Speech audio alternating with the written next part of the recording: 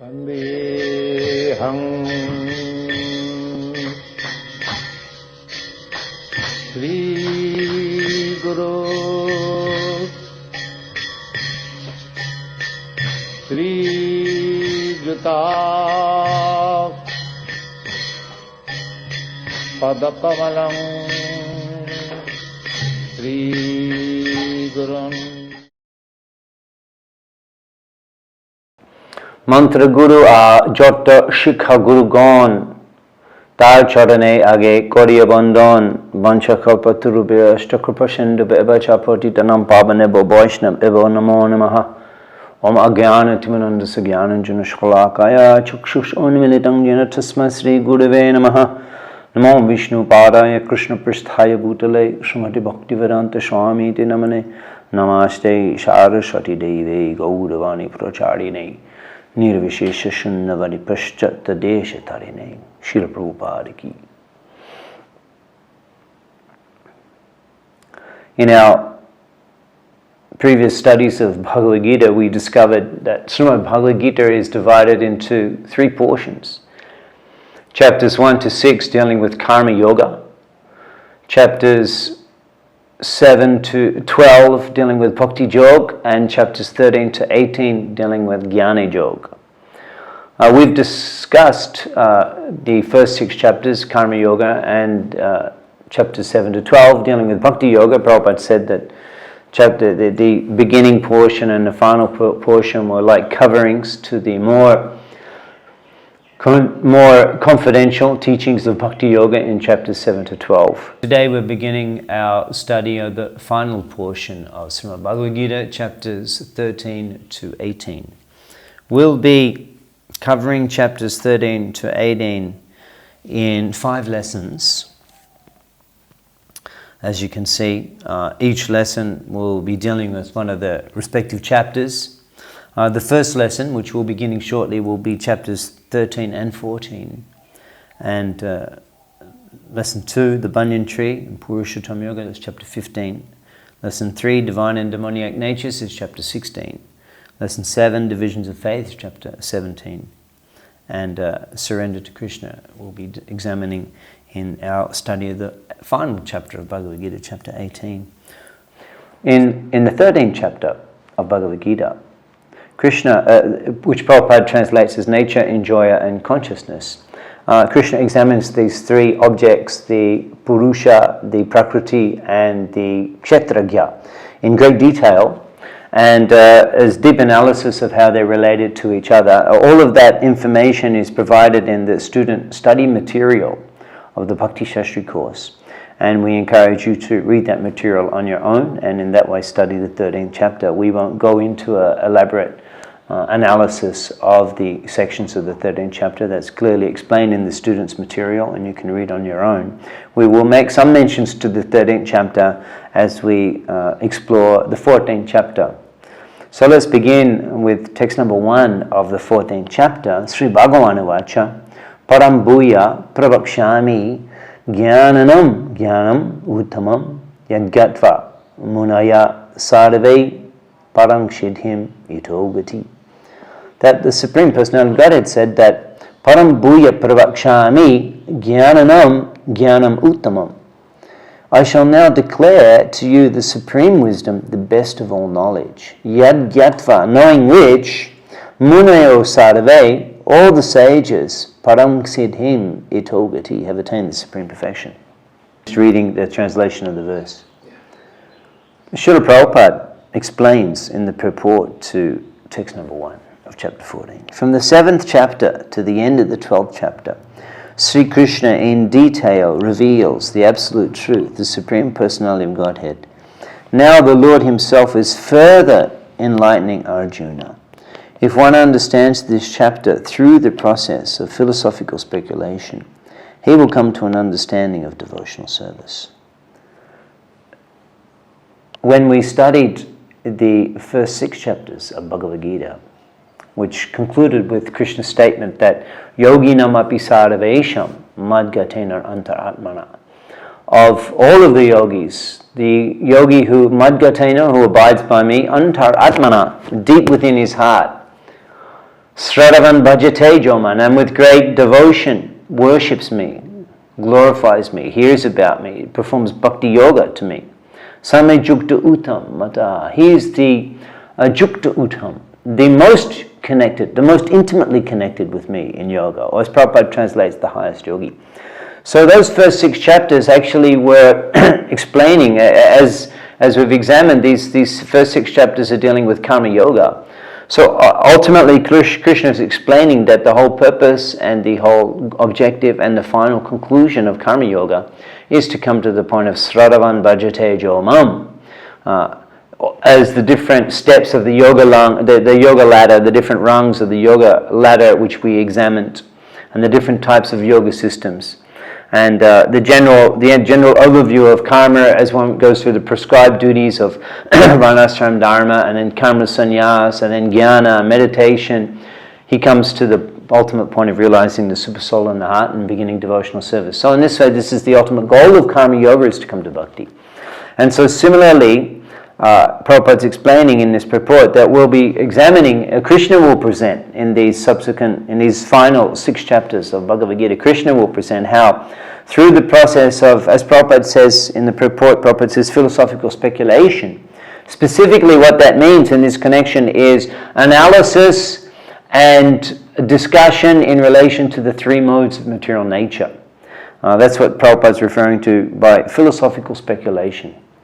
So we'll see that by this process of analyzing the 3 modes of material nature, what is their nature, what is their functioning, what is their purpose, what is their cause, etc., what is the effect that they have on the conditioned soul, what is the effect that they have on the supreme soul, etc. All of this will be analyzed.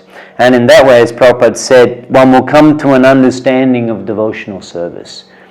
Just as the first 6 chapters dealing with all the different types of yoga and yoga processes brought us to the conclusion that bhakti yoga is the highest. So similarly, this study and this analysis of the 3 modes of material nature given by Sri Krishna himself in chapters 13 to 17 of the Srimad Bhagavatam, chapter 18 being a summary, 13 to 17, will actually be in detailed analysis of the 3 modes of material nature with the objective of deepening and consolidating and helping us to come to the full surrender of Krishna in Bhakti Yoga, which is the ultimate conclusion of Bhagavad Gita. Let's take a look at the overview of chapters 13 and 14. Verses 1 to 7, Kshetra Kshetragya, the field and the knower of the field, Krishna explains. And then Gyan, verses 8 to 12. Actually, this was also elaborately discussed in the Sri Ishopanishad mantra 12, the Vidya and the Avidya, and knowing both together. Prabhupada quoted from this section of Bhagavad Gita in his analysis of that portion of Sri Ishopanishad. This being the process of real knowledge and the items that constitute real knowledge according to Etad Jnanamiti Proktam. Krishna explains that this is knowledge according to what I proclaim in those verses. The object of knowledge, Prakriti, Purusha and their union, verses 20 to 26, we'll be looking at that to some degree in the discussion on the 14th chapter, which will be beginning shortly. Jnana Chakshush, the vision of knowledge, verses 27 to 35. And then in chapter 4, again, we're looking at the scientific analysis of the relationship between the jiva and the material energy and the Lord, those 3 things combined together. And this 14th chapter is explaining how the eternal living entity gets born into the material energy, and then how the modes of material nature condition the characteristics of those modes, how they act, the results of death in the modes, and then transcending the modes. These are the topics we'll be looking at today in the first lesson. Prabhupada writes in the purport to text 1 of chapter 14, it has also been explained that it is due to association with the modes of nature that the living entity is entangled in the material world. Now, in this chapter, the Supreme Personality of Godhead explains what those modes of nature are, how they act, how they bind, and how they give liberation. So Prabhupada is referring to, it has also been explained. Prabhupada is referring to there when he says this, paraphrasing, due to association with the modes of material nature, the living entity is entangled in the material world. So Prabhupada is paraphrasing here text number 22 of chapter 13, which we will examine. Purusha prakriti shto hi. Krishna's explaining, he's examining, he's describing the position of the living entity that is in the material world. Purusha, the living entity, prakriti shto, who's situated in matter, prakriti shto, situated in the material nature, in other words, a conditioned soul in the material world. Bhunkte prakriti jan gunan. He enjoys the gunan. Bhunkte gunan. He's actually enjoying the modes of material nature, which are prakriti jan, which are born of that prakriti. So you can see the analysis that it's like a flow chart of concepts that Krishna is speaking. Prabhakshami. Now prakriti shto, purusha prakriti shto, when the living entity is situated in matter, bhunkte prakriti jan gunan. He bhunkte gunan, he enjoys the modes of material nature which are found in that prakriti, which the living entity is situated in. The prakriti is comprised of prakriti jan gunan. The prakriti, the material nature, material modes, they function within that prakriti. If you click on your desktop, if you click on prakriti, you'll see, boom, 3 modes come up. And their interaction and their functioning, that actually constitutes what we call the material energy. Material energy. So the prakriti jan, they produced the prakriti jan gunan, the material modes, the 3 modes of material nature are the product of the prakriti, are the prakriti. So Krishna is explaining that as a result of that guna sangha, associating with the gunas, guna sangha. And why are we associating with the gunas? We're enjoying those gunas. And we'll discuss shortly examples of how we're enjoying sattva guna, how we're enjoying rajaguna, how we're enjoying tamaguna. And in this way, that is bhunkte gunan. That's what we're here in the material nature for. That's why we're here. Our enjoying propensity, which actually is meant for service, by serving the enjoyment of the Supreme Lord, Sri Hari, by serving his enjoyment, that actually we enjoy. But having Krishna Buli, having forgotten our actual position as Krishna's servant, say jiva anadir bahirmukha. We become bahirmukha. We become merged into, we become absorbed into this material energy. Nitai na bolilo mukhe, majilo shangsha shukhe. We actually are happy in the material nature in complete forgetfulness of our relationship with Krishna. Say sambandha nahi ja. Nitai na bolilo mukhe, majilo shangsha shukhe. We're not serving the Sri Lord Hari by chanting his holy name. We're instead of in tasting that enjoyment, seva shukarash, or the Shegurashe maji amukhi bolo hari hari, the sweetness of chanting the holy name, we're enjoying the sweetness of the modes of material nature and the pleasure that they can provide the soul in their varieties and in their respective combinations. And in that way, we're associating with the modes. We're enjoying the modes. We're enjoying sattvagun, we're enjoying rajagun, we're enjoying tamagun. And in that way, we're associating with the modes. And karana guna sangha, because of that association with the modes, sadasad yoni janmasha, we take birth again and again. As Prabhupada translates in the next text number 5 of the 14th chapter, Sattam Raja Tama Iti Guna Prakriti Sambhava. As we mentioned, Guna Prakriti Sambhava. The material nature, it produces the 3 modes. Guna Prakriti Sambhava. And those 3 modes are Sattam Raja Tama Iti. In fact, this is the first time in Bhagavad Gita that we're actually hearing the term Sattam Raja Tama. Up to this point, we've been hearing of the material nature in a generic way. Mama Maya, or the Prakriti, or as Krishna said in the previous verses, the In second chapter, Krishna mentions Triguna Vishayabhed. He mentions the Triguna, he mentions the three modes. Nistriguna Bhavajuna. He refers to them in the second chapter in a generic way, Triguna. But here is the first time actually that they are respectively mentioned. Sattvam, Raja, Tama. And these are Prakriti Sambhava. These are born of the material nature. If you, on your desktop, if you click on that Prakriti file, boom, it opens up 3 new files. Sattvam, Raja, Tama. They are Guna Prakriti Sambhava. They are produced from the Prakriti. Nibadnanti Mahabaho Dehi Dehinam Abhyayam. And even though the living entity is Abhyay, it is, a living entity is eternal. Abhyay. It never ends. Nibadnanti. Nibadnanti. There's, you can see in English the word which resembles the badnanti, the bondage. Nibadnanti, Prabhupada translates conditioned. What does that actually mean? That means that even though the abhyay, even though the jiva is the same quality as Sri Hari, full of knowledge, full of bliss, eternal, that eternality, that spiritual nature of the living entity becomes covered over due to forgetfulness. We accept the conditions. We become conditioned by the material energy.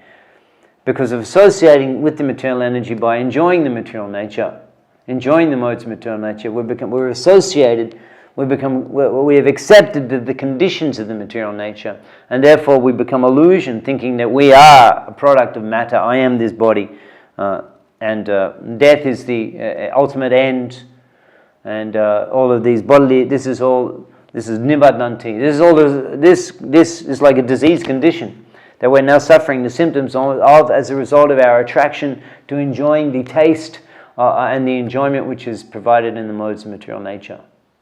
As a result of enjoying that, this is the result. We become conditioned, and we think we are a product of matter.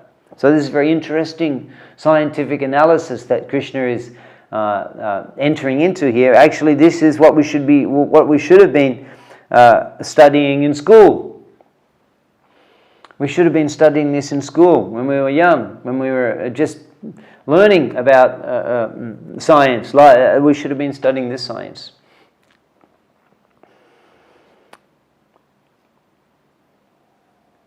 But in any case, even though we've taken the Krishna consciousness later in life, still better late than never, and we would encourage you to teach others this science of Krishna consciousness that Krishna has so wonderfully and so munificently provided for all of humanity, and Srila Prabhupada has so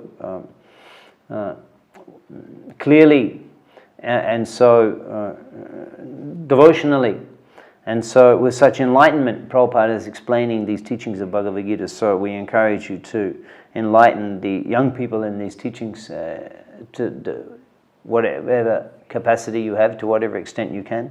And that can have a tremendous effect if you can train someone in the science of God consciousness early in their life, how they can perfect their lives. So Prabhupada makes a comment in the purport to text 7 that actually the mode of passion is a particularly prominent influence in modern society.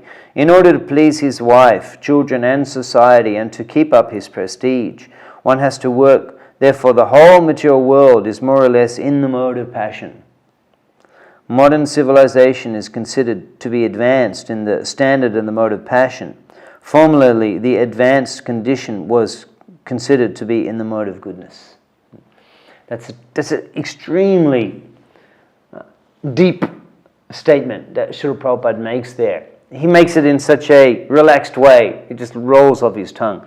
But it is such a prevalent reality that we face in modern life, that previously the values of Sattva Gun, Samadama Tapa Soksham Shantir Ajavam Evacha Jnanam Vijnanam Ashtikyam Jnana Karma Sabhavakam Jnana Karma Sabhavakam, the qualities of a Brahmana, Sama, Dhamma, Tapa, Socham, these values are not at all appreciated in the modern world. Sama, steadiness of mind. Who cares? People, steadiness of mind is not something that people. Sama, Dhamma, sense control. There's the whole opposite. We're encouraged to allow the senses to express and to be activated and fully functioning according to their own free desire. And this philosophy is there. Some tapa, austerity. When you're applying for a job, does the prospective employee, does the interviewer ask, what different types of tapasya do you practice in your life? Of course, no one cares about this. Tapa. Socham, cleanliness. When you're applying for a job, do they ask you, how often do you take bath? But these are actually the virtues of the sattva gun. But in the modern world, these things are not considered important. It's so difficult to find water. When a Brahmana cannot live without water. But in the modern environment, it's so difficult to get fresh water. Find a tap of water somewhere in a shopping centre. Very difficult. Because these things, people just eat and then they just interact. They don't even wash. Eat. They're just eating all the time. So many of these things. Or the cleanliness, the standards of cleanliness when it comes to prasada. Not to touch the plate with the spoon. That not the utensils that are eaten from, not to even take them back into the kitchen.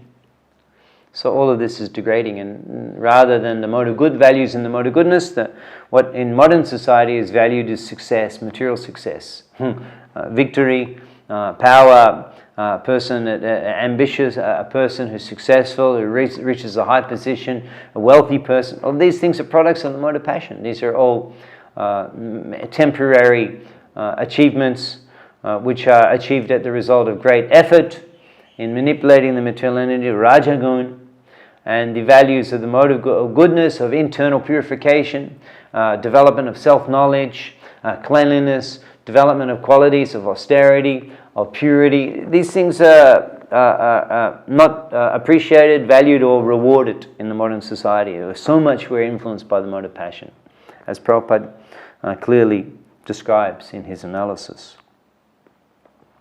So these verses 6 to 18, describe various aspects of the modes of material nature, how they condition, different characteristics of the modes of material nature, destination at death of a person who's affected by the modes of material nature, and results of action in. Krishna explains in the 13th chapter, Prakriti, Purusha Prakriti Shto Bhunkte Prakriti Jan Gunan, that the living entity in the material nature is enjoying the modes of material nature. So, as we go through these verses, we can cite examples of how the living entity is enjoying the different modes of material nature, and thus karanam gunasanga, associating with the modes, sadasad yoni janama, and again in this way conditioning themselves to repeated birth and death in this world.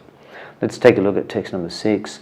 O sinless one, the mode of goodness, being purer than the others, is illuminating, and it frees one from all sinful reactions.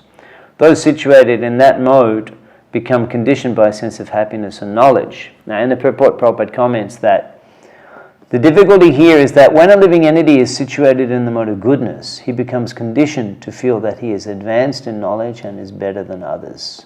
In this way, he becomes conditioned. We can see, Krishna explains in the 18th chapter of Bhagavad Gita, texts 40 and 41, that Yatad Agre Vishameva Pariname Amritopamam, that in the beginning, the practice of austerity, Yatad Agre Vishameva, can be very like poison. Pariname Amritopamam, but then after some time one enjoys a great pleasure, pleasure in the mode of goodness, by rising early in the morning, by taking bath, by practicing austerity, tapasya. There is a pleasure that one enjoys. In the beginning it may be a little bitter, but it becomes very pleasurable practicing these types of austerities. Atma buddhi prasadajam tat sukham sattvikam proktam. This is happiness in the mode of goodness, the awakening of one's consciousness, the serving the Lord, the acquiring knowledge, the advancing and expanding one's consciousness. This gives them a type of happiness, and this is happiness in the mode of goodness. So what one may be enjoying his elevated position in this material world, being elevated in knowledge, being elevated in consciousness, and being able to see the world in a perspective of great wisdom, one enjoys this position of elevation as he's experiencing and interacting with this world. And in this way becomes conditioned by the mode of goodness, the happiness that it provides. Text number 7. The mode of passion is born of unlimited desire and longing, O son of Kunti, and because of this, the embodied living entity is bound to material fruitive actions. So, in the mode of passion, one has desires, and one wants to fulfill those desires, and one has to work in a fruitive way, in a result-oriented way, to achieve one's objectives. Very much objective-orientated, achieving the goals. This is the mode of passion. It requires, it will induce one to get active. In the mode of goodness, one has knowledge, and one is satam sanjayata jnanam. In the mode of goodness, one has knowledge, and one understands that even if I endeavor and try to achieve those goals, it doesn't actually, unless they're spiritual goals, we're talking about material, then actually that doesn't actually increase my quality of existence. So no need to endeavor for those things. In mode of goodness, a person has gyan and is peaceful, is satisfied, and therefore can live a very peaceful life, and doesn't have to be as active as those in the mode of passion who are dependent upon achieving the results in order to enjoy. Mode of passion means a desire to achieve something. I'm dependent on achieving that for enjoyment. I work hard to achieve it. That is mode of passion. Mode of goodness is that let me just be satisfied with the circumstances I'm in and try my best to please the Lord. And one is happy, one is satisfied in a different way. So in this way one becomes conditioned by the mode of passion. Text number 8. O Bharat, know that the mode of darkness, born of ignorance and delusion of all embodied living beings. Thus, the results of this mode of madness, indolence and sleep, which bind the conditioned soul. So the sattvic sage, he is peaceful and satisfied with the circumstances as they are.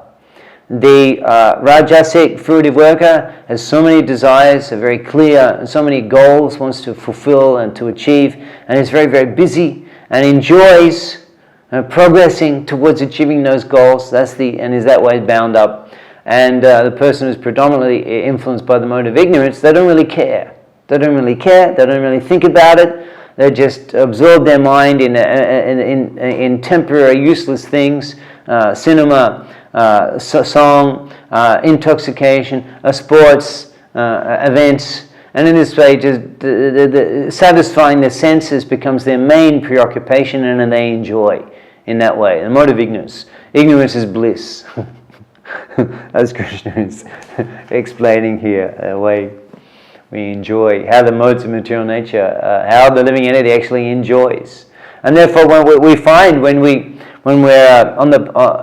in the effort to awaken people, sleeping, just like Mahaprabhu's mission, Jeev Jago Gauda Chandra bole, Kota Nidra Jayo, Maya Pishachire bole. This Maya illusion, Kota Nidra, how long you will remain in this, under the illusion of this material bewilderment. Jeev Jago, Mahaprabhu Jeev. He's saying Jago means get up, wake up, Jago, wake up. To understand that you're transcendental to this material world and that you're the eternal part and parcel of Sri Hari, his eternal servant, and begin to act and function in that way. But to awaken the conditioned souls is not an easy task, because actually they're happy. They're enjoying their attachment and their bondage in this material world. They're enjoying them, and Krishna will explain, this is the next verse. Tasmat Rajas Tamash Chabi Bhuya Sattam Bhavati Bharata. That Rajas Tamash Chabi Bhuya Sattam Bhavati. Sometimes overwhelming Raja and Tama Sattam Bhavati. The material mode of goodness becomes the strongest. So everyone at some time in their life feels some sense of righteousness, goodness. I'll do some charity, I'll do some selfless work, I'll clean this, I'll do some duty, without desire, not for any immediate result, just doing it because it's my duty. That's a mode of goodness. And everyone at some time in their life, they feel inspired, and so sometimes the mode of goodness becomes stronger in everybody. Rajas sattvam tami bhuya. And then sometimes the mode of passion becomes predominant. And even for the aspiring saintly, still there are occasions, rajas sattvam tami bhuya, the mode of passion overwhelms. And one wants to eat something, one wants to do something, one wants to go for a ride, something. So in this way one becomes victimized by the influence of the mode of passion. And then tama sattvam rajas tata, sometimes the mode of ignorance, and we just, deadlines that have to be met, meetings, responsibilities, we just forget about them, we just let it slip off the agenda, and we just completely forget about it. Or we just merge into some movie or whatever, and sleep and dream, and in that way the mode of ignorance sometimes becomes predominant. And basically this is the existence of the as Krishna, we'll read the translation. Sometimes the mode of goodness becomes predominant, defeating passion and ignorance. O son of Bharat, sometimes the mode of passion defeats goodness and ignorance, and at other times ignorance defeats goodness and passion. And in this way there's always competition for supremacy. So that means that the living entity is simply overwhelmed. And competition for supremacy can be understood that supremacy in terms of what I'm going to take shelter of. Okay, I'll take shelter of goodness. Okay, I'll take shelter of passion. Okay, I'll take shelter of ignorance. So one becomes supreme, and there's a competition, and the living entity has to be under the influence of either one or the other, or the combination. And in this way, the living entity always surrenders to one or other of the supreme pushings of the modes of material nature. And this is life in the material world. Now, according to one's situation under the modes of material nature, there's different symptoms. 11 verses 11 to 13 are explaining the characteristics and symptoms which are helpful for us, because it can help us recognize the modes which are predominantly influencing us. Yes, we may not have actually realized, but we're influenced by these modes of material nature. Even though we may be chanting Hare Krishna, we're still very much influenced by these modes of material nature. And for our benefit, Krishna here, he explains some examples how we can identify the symptoms to help us identify the respective modes that are influencing us. Text 11, the manifestation of the mode of goodness can be experienced when all the gates of the body are illumined by knowledge. O chief of Bharat, when there is an increase in the mode of passion, the symptoms of great attachment, fruitive activity, intense endeavor, uncontrollable desire, and hankering develop. So these are symptoms that can help us recognize the influence of the mode of passion. There is a great attachment. A person is very much attached to something, and it would be very painful and difficult for that person to give that thing up. This is influence of mode of passion. Intense endeavor. We can see the materialistic people, for most of their time, every day, rising early in the morning, they're just thinking, they're getting everything together, breakfast, into the commuting, into the office or the place of work. And they work all day. So this is a great endeavor. When you consider one's quality of life, how much time in our life are we working just to feed the body and maintain the status of the material circumstances, how much effort we have to put into that. On the spiritual path, actually, a person should reduce that. Ultimately, the Varnashram system supports this in its encouragement of renunciation. Why one is encouraged to move on from the Grihastha life to the Vanaprastha life to the Sannyas life. Because in those respective ashrams, one will be facilitated with the ability to spend less time maintaining the body. And in the sannyas ashram, a sannyasi can be completely unconcerned with maintaining his body. And that will be provided by the assistance of the sannyasi. This is the Varnashram system. So that a person can completely remove themselves from the mode of passion and can become completely absorbed. And we should analyze our life and see how much time, how much work, how much endeavor I'm running around just to make sure that the meals are coming and my accommodation is maintained. Most people, basically, it's like a useless cycle, because they're just maintaining themselves to be maintained so they can maintain themselves. and their quality of life. For what? Their quality of life, there's so little time for them to actually have a deep quality of life that the whole thing is pointless. But the mode of ignorance kicks in. The mode of ignorance kicks in, and we think, well, it doesn't really matter because everyone else is doing that anyway. And we don't think anything more about it because we're influenced by the mode of ignorance. As Krishna says in the next verse, when there's an increase in the mode of ignorance, darkness, inertia, madness, illusion are manifest. So we just don't care that we're living a life which is completely pointless, and we're investing so much energy just to provide meals and accommodation just so we can keep alive, so we can keep... For what? It's pointless. But we never wake up to see that because we don't care, because we're in the mode of ignorance, because everyone else is bewildered like that and it doesn't really matter. Let's just go and have some entertainment and forget about it for a while. Now, verses 14 to 15, Krishna explains the results.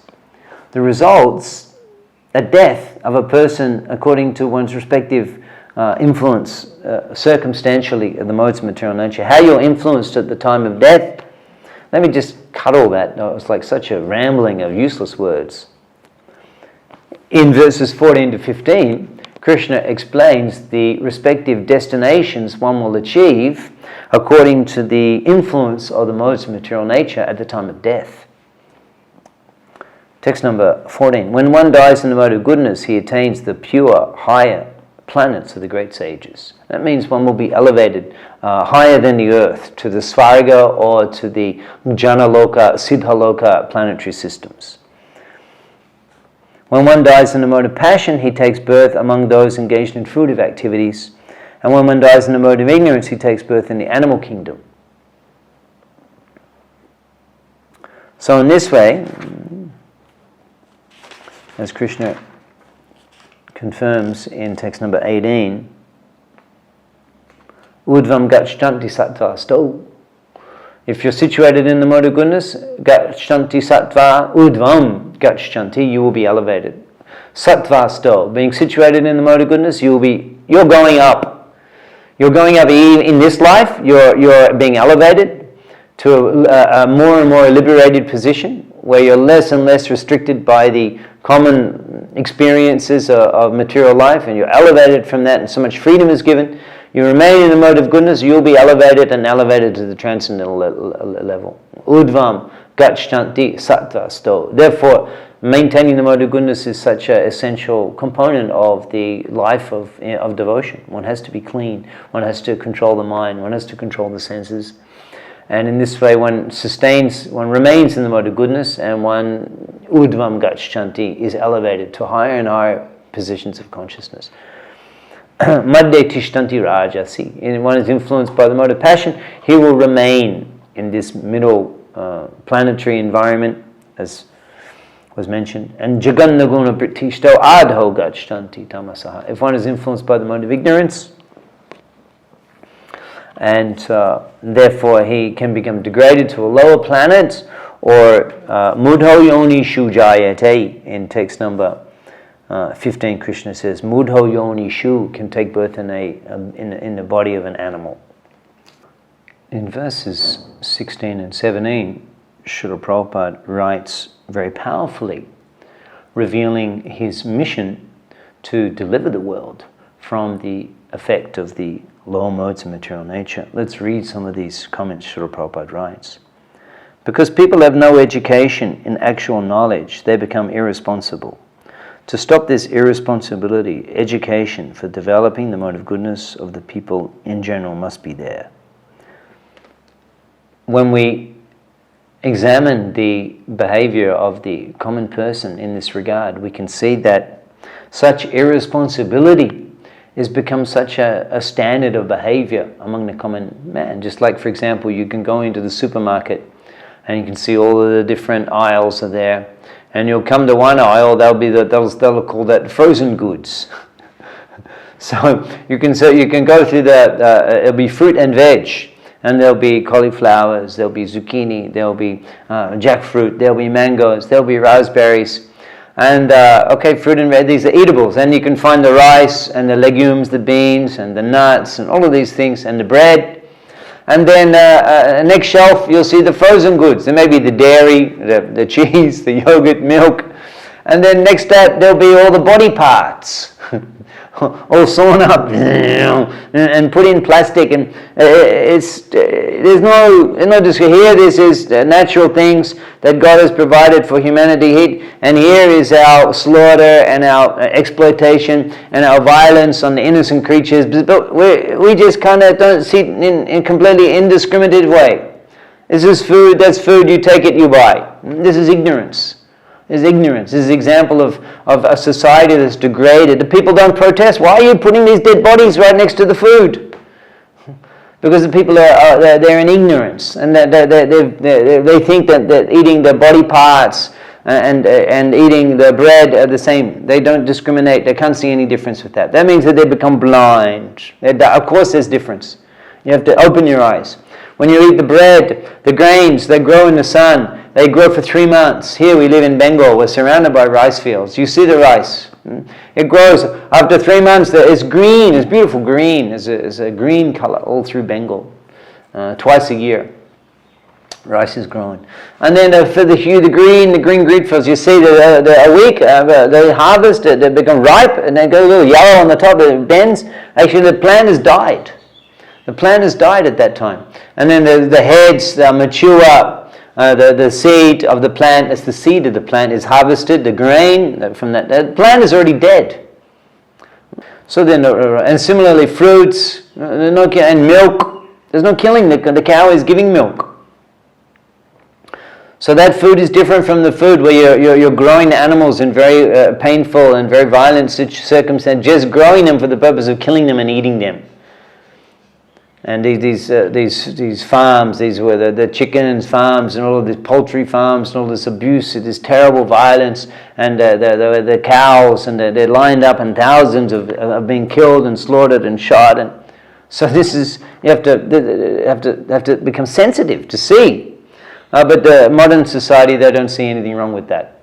And in fact, if you're on the plane, a special meal, a vegetarian, how unusual. It's a special meal. Because in general, the people are completely degraded to this level. They don't see any difference between eating bread and eating the flesh of an animal. So this is the predicament. And Prabhupada is explaining that they're irresponsible as a result of lacking knowledge. So they have to be educated. And when one's educated, eyes open up. One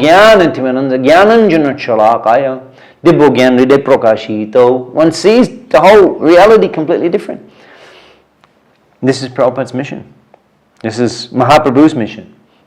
Prati gore gore gi koro e bika bhaja Krishna koro Krishna bolo Krishna shikha savatra amaraga koro ho prakash shunu shunu nityananda shunu haridas. To awaken every man in every home into his understanding his actual position in relation to the Lord and the real responsibility that he has in this human form of life. Prabhupada continues, even if the majority of the people aren't happy and prosperous, if a certain percentage of the population develop Krishna consciousness and become situated in the mode of goodness, then there is possibility for peace and prosperity all over the world. It's so encouraging, Prabhupada's statement here. It's not that last night someone asked me in a class about, well, we can't expect everyone to practice Krishna consciousness. We can't expect, and we won't have an environment where everyone's practicing Krishna consciousness. So that would be the spiritual world. So actually, if a certain number of people become awakened into their actual understanding their relationship with Sri Hari and living a life in harmony with their responsibility of serving Sri Hari and enlightening others, a small number of people that can have an effect on bringing peace and prosperity for the whole of the planet. This is Srila Prabhupada's mission. So become part of this mission if you're not part of it already. What a glorious mission, which will generate peace and prosperity for the whole planet if you just become pure in your Krishna consciousness. That's Prabhupada's mission for us. In text number 16, Srila Prabhupada writes, the present human civilization is of course grossly misled by the modes of passion and ignorance. It is a very dangerous age, and all nations should take care to provide the easiest process, Krishna consciousness, to save humanity from the greatest danger. Srila Prabhupada ki. These are some of the treasures that we find when we undertake a systematic study of Srila Prabhupada's books. Statements like this, which we can actually devote our whole life to help to fulfill. All nations should take care to provide the easiest process, Krishna consciousness, to save the humanity from the greatest danger.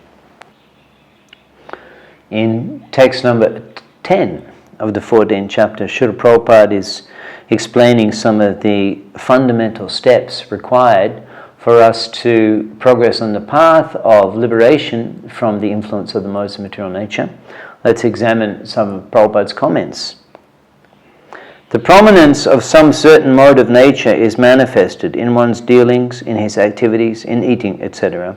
But if one wants, he can develop by practice the mode of goodness and thus defeat the mode of ignorance and passion. If one is determined, he can be blessed by the mode of goodness, and by transcending the mode of goodness, he can be situated in pure goodness. So as Prabhupada is explaining here, that even though the material mode of goodness is a material mode of nature, the aspiring sadhaka should aspire, should to elevate oneself, to situate oneself in the mode of goodness. And that is the most conducive position for awakening one's Krishna consciousness, as we've been discussing. So we, in terms of our interaction with the material energy, we should try to, as much as possible, reduce the passionate and tamasic interactions and to increase the interaction with the material nature in the mode of goodness. And as much as possible, immerse our life in sattvic activity, and in that way it will be conducive for us to sustain our Krishna consciousness. It will be very easy for us to sustain our Krishna consciousness. And extensive interaction with the material nature functioning through the Raja and Tamagun, if that's done in an extensive way, then there can be major upsets and obstacles in our progress in spiritual life. So in this way, we need to reduce the Rajasic and Tamasic behavior and increase the Sattvic behavior. Krishna explains ultimately in text number 26, Mam cha yo vyabhacharena bhakti jogena shabate. Shagunan samatitaitam brahmabhuyaya kalpate. One who engages in full devotional service, unfailing in all circumstances, at once transcends the modes of material nature and comes to the level of Brahman. So the simple process of Krishna consciousness, of serving Sri Hari, of remembering Sri Hari, of chanting the names and glories of Sri Hari, of hearing about Sri Hari, of serving the mission of Sri Hari, serving the followers, serving the Vaishnavas, Tarera Charan Shevi, Bhakta Shonebash, Janame hoy ei avilash, as Narottam Das Thakur sings, to live with the Vaishnavas who are engaged in the service of the Goswamis. This is my only desire, life after life. So in this way one remains in Krishna consciousness and remains in the mode of goodness and transcends the modes of material nature. Prabhupada comments in lecturing in 1968, the Krishna consciousness movement is directly offering the spiritual platform, which is above the mode of goodness. The quality of goodness will automatically be there. Any person who is in Krishna consciousness, his quality of goodness, namely he doesn't indulge in illicit sex, he doesn't smoke or even take tea or coffee even, he doesn't eat any forbidden foodstuff, neither he takes part in unnecessarily gambling, so good character is immediately there. And to conclude our study of the 14th chapter, Srila Prabhupada comments in text number 1, by understanding this knowledge, various great sages attained perfection and transferred to the spiritual world. The Lord now explains the same knowledge in a better way. This knowledge is far, far superior to all other processes of knowledge thus far explained. And knowing this, many attain perfection. Thus it is expected that one who understands this 14th chapter will attain perfection. Srila Prabhupada ki jai.